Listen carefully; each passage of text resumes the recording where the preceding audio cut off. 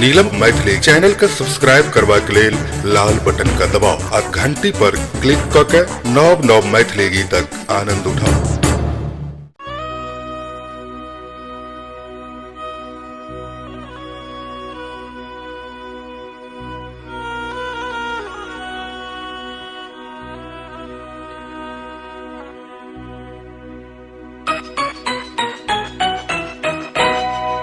रक्तम भरा बिंदु अरुणे को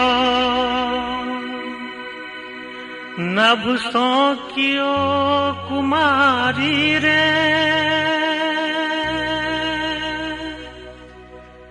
जगा रहल छौ ठरर दैत छै तो बेसुध विचारी रे।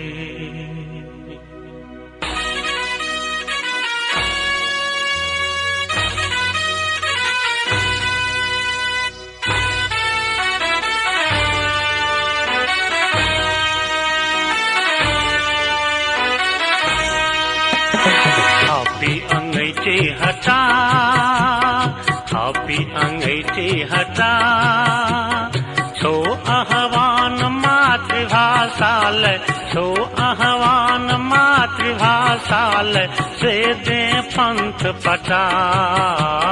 हाथी अंगैठी हटा, छो आह्वान मातृभाषाल, छो आह्वान मातृभाषाल, से दे पंथ पटा। हाथी अंगैठी हटा, हाथी अंगैठी हटा।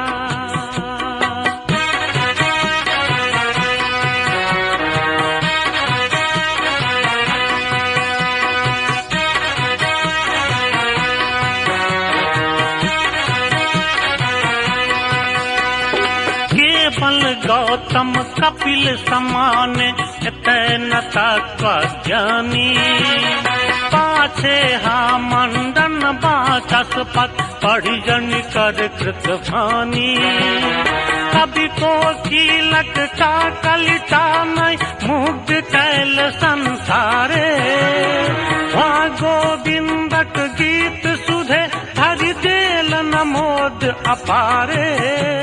शास्त्र शास्त्र दूनों में अद्भुत, शास्त्र शास्त्र दूनों में अद्भुत, मिथिला केर छटा।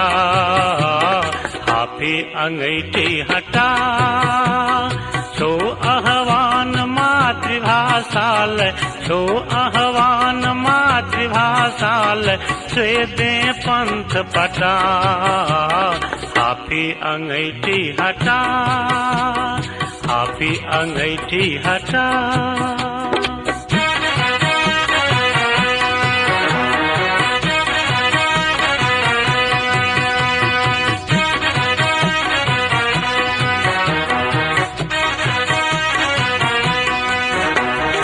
अग्नि परीक्षित सती शिरोमणि, सीता जन कर बेटी।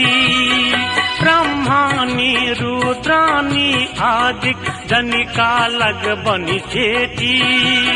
मारी सहस मुख के ओकरेला, काटल मुंड हजारो। कंदुक क्रीड़ा कै जीवित जे कैलनि प्राणाधारो। बढ़ चल आब जवान बान सम, बढ़ चल आब जवान बान सम, कही जय हर नंगटा। हाफी अंगैठी हटा, छो आह्वान मातृभाषाल, छो आह्वान मातृभाषाल, से दे पंथ पटा। हाफी अंगैठी हटा, हाफी अंगैठी हटा।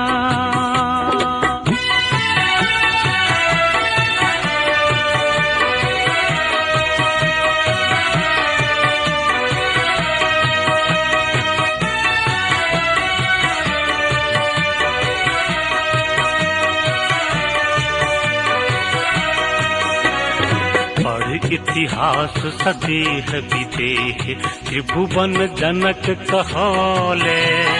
शुकाचार्य के शिक्षा दो के अचिर गृहस्थ बनौले पढ़ इतिहास सदेह विदेह त्रिभुवन जनक कहले शुकाचार्य के शिक्षा दो के अचिर गृहस्थ बनौले अवतारी बलराम के जे युद्ध गदाक सिखौले 10 कंठों 100 शास्त्र शास्त्र दुनू में विजय पौले तनिक कुलोद भव भान तमाकू तनिक कुलोद भव भान तमाकू मात्र आप लटा हाफी अंगैठी हटा छो आह्वान मातृभाषाल छो आह्वान मातृभाषाल स्वेदे पंथ पटा हाफी अंगैठी हटा हाफी अंगैठी हटा